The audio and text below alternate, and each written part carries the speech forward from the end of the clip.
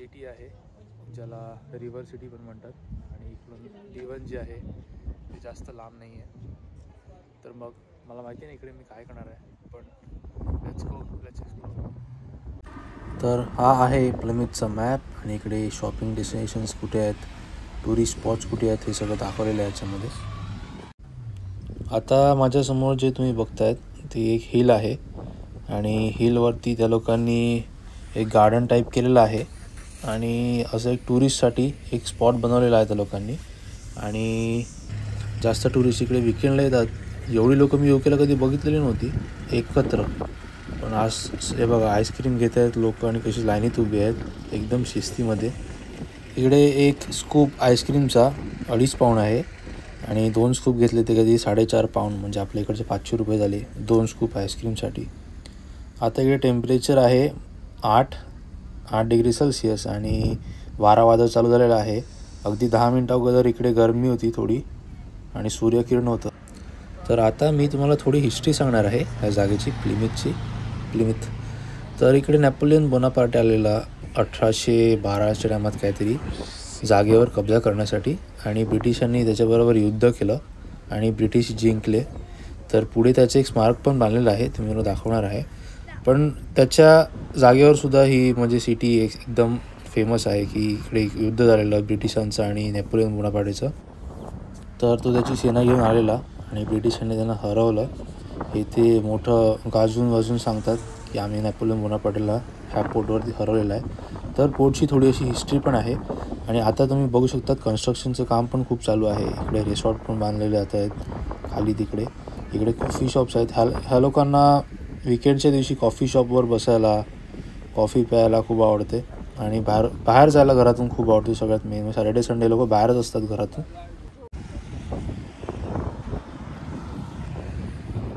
आता मी आलो आहे ह्यांच्या एक गार्डन टाईपच आहे. इकडे माझ्या पाठी तुम्ही लाईट हाऊस बघू शकता. त्यांच्या मूर्त्या वगैरे आहेत. तर मग बघूया, चेक करूया.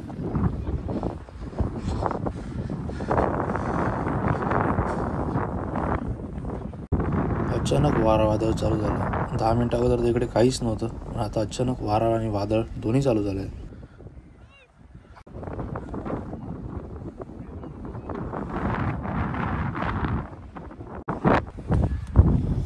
मला तरी वाटतं वीकेंड आहे काहीच नाही आहे तिकडे. म्हणजे इकडे खर्च करून येतील बघायला. त्याला झूम करून दाखवते.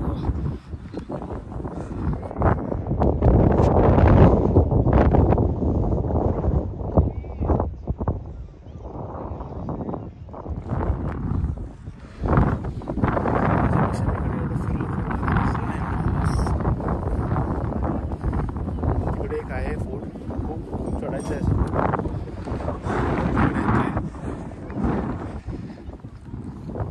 मी चढणार नाही तरी वीकेंड आहे म्हणून लोक इकडे फिरायला आले आहेत. मला तरी वाटतं, नाहीतर मी इकडे फिरण्यासारखं काहीच नाही, बघण्यासारखं पण काहीच नाही.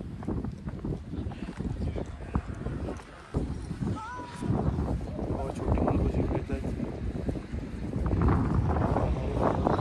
वीकेंडला कुठे जातात नक्की सांगा, की घरीच असतात.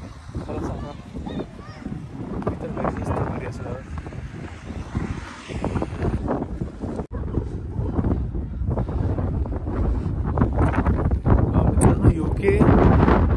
खासियत आहे. UK खास फेमस आहे खराब वेदरसाठी. इकडे वेदर एवढं खराब असतं की लोक इकडे स्पेनला राहतात UKमध्ये. अनेक जे UKमधले त्यांना भेटतात ते म्हणतात वेदर एकदम खराब आहे इकडे. कधी पण थंडी लागते, कधी पण पाऊस येते. ते UK सोडून स्पेनला जात आहेत आणि ऊन तर त्यांना एकदम कमी बघायला भेटते, म्हणून ते लोक स्पेन आणि दुसऱ्या ठिकाणी राहायला जातात. आता इकडे पार्किंग सिस्टम थोडी वेगळी आहे. ह्याच्यामध्ये तुम्ही तुमचं कार्ड स्वाईप केलं का तुम्हाला पार्किंगची तुमची पावती भेटते आणि तुम्ही गाडी पार्क करून जाऊ शकतात. आणि थोडा व्ह्यू बघा, बँड्रा बँस्टनसारखा आहे.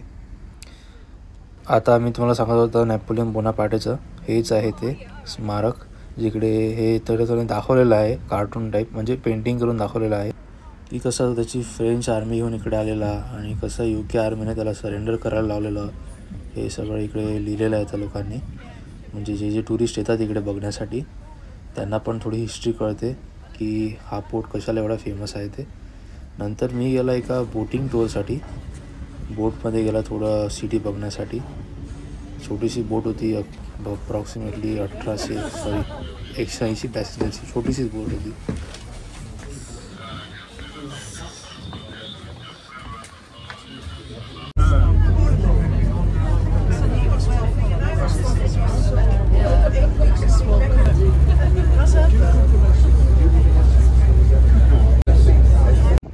आता हा सिटीच्या दुसऱ्या भागातला व्ह्यू आहे. इकडे लोकांच्या प्रायव्हेट बोट्स आहेत ज्या त्या लोक काढतात विकेंडला वगैरे. असं स्वतःच्या ओन आहेत, काही काही कंपनीच्या पण ओन आहेत, पण मेजॉरिटी यॉट वगैरे स्वतःचे आहेत इकडे लोकांच्या. तर ते यॉटवरती पार्टी वगैरे कसं करतात. आणि इकडे शॉपिंग मॉल, शॉपिंग सेंटर वगैरे सगळं आहे ह्या साईडला.